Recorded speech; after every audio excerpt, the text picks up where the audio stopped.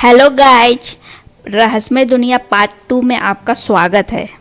रहस्यमय दुनिया पार्ट 1 में हमने देखा था कि राहुल इसके आगे की कहानी जानना चाहता था और वो बुक खोजने लगता है।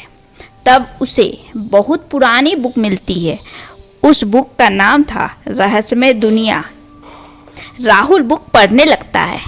रहस्यमय दुनिया को जादुई दुनिया भी कहते थे, क्योंकि जादू होना वहाँ आम बात थी। रहस्यमय दुनिया में लोग बहुत खुशी खुशी रहा करते थे। ज़्यादा लोग की आबादी भी नहीं थी, 20 से 30 लोग ही रहते थे। वहाँ के लोग बहुत सच्चे इंसान थे। वहाँ के लोग भगवान की पूजा करते थे, फिर कोई काम करते थे। वहाँ के लोगों को भगवान देवी माँ ने ही आशीर्वाद दिया था कि जादू से वो सबका भला कर सकते हैं। टाइम बीतता गया और वहाँ की आबादी भी बढ़ती गई। अब लोग दूसरों से ज़्यादा खुद के बारे में पहले सोचने लगे। धीरे धीरे मनमुटाव होने लगा। अब लोग एक दूसरे को परेशान करने के लिए जादू का गलत उपयोग करने लगे। लेकिन जादू भगवान देवी माँ के द्वारा दिया गया था, इसलिए किसी को ज़्यादा नुकसान नहीं पहुँचाया जा सकता था।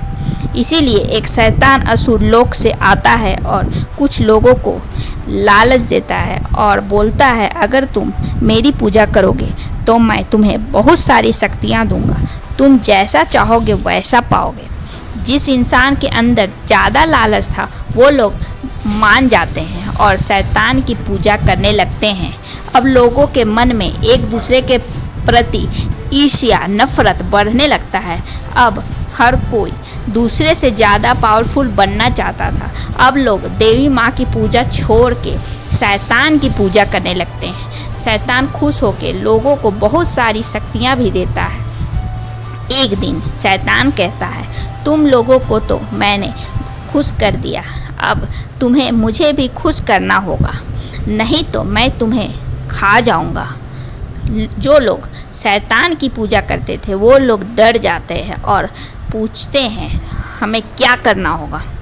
तो शैतान कहता है, मुझे इंसान का खून चाहिए और अगर तुमने खून लाकर नहीं दिया तो मैं तुम्हारे परिवार को ही मार के उसका खून पी जाऊंगा।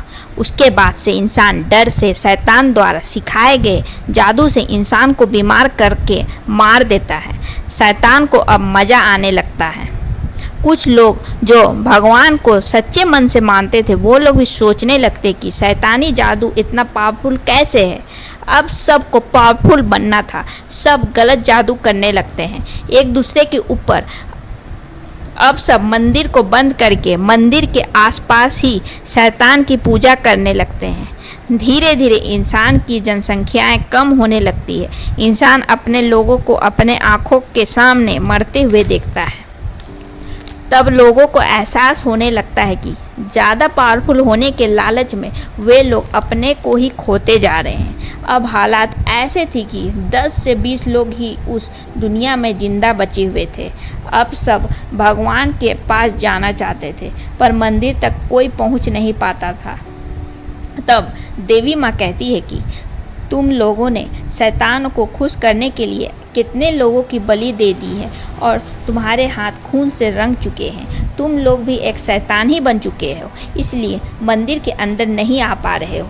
रहस्यमय दुनिया के लोग देवी माँ से माफ़ी मांगते हैं और उनसे मदद करने के लिए प्रार्थना भी करते हैं। देवी माँ कहती है, तुम सब ने मेरी मंदिर के पास बलि दे के पूरा मंदिर को श्रापित कर दिया है और जब तक कोई सच्चा भक्त यहाँ आकर पूजा नहीं करता तब तक ये दुनिया श्रापित ही रहेगी। तुम लोगों ने इतने लोगों की बलि दी है, इसलिए इसका सारा सजा तुम लोगों को भुगतना होगा। तुम सब एक युग तक ऐसे ही तड़पते रहोगे, ना तुम्हें मौत मिलेगी और ना ही जिंदगी। एक युग खत्म होने के बाद मेरा एक भक्त पृथ्वी लोक से आएगा और पूजा करेगा, तब जाकर तुम लोग को श्राप से मुक्ति मिलेगी। तब तक तुम लोगों का खून शैतान पीता रहेगा। जब तक तुम लोग शैतान के आरामदायक एरिया में रहोगे वो ऐसा ही तुम लोगों का खून पीता रहेगा और वहीं मेरे मंदिर के आसपास आंधी तूफान में रहोगे तब तक बचे रहोगे, पर मंदिर तक पहुंच नहीं पाओगे। अब राहुल को समझ आया कि क्यों कुछ लोग समुंदर में थे, और राहुल को ये भी समझ आता है कि कैसे सारे इंसान शक्तिशाली होने के लिए खुद को और इंसानियत को भूल जाते हैं। ऐसे ही इंटरेस्टिंग कहानी सुनने के लिए मेरे चैनल को लाइक, शेयर एंड सब्सक्राइब करें और बेल आइकन बजाना ना भूलें।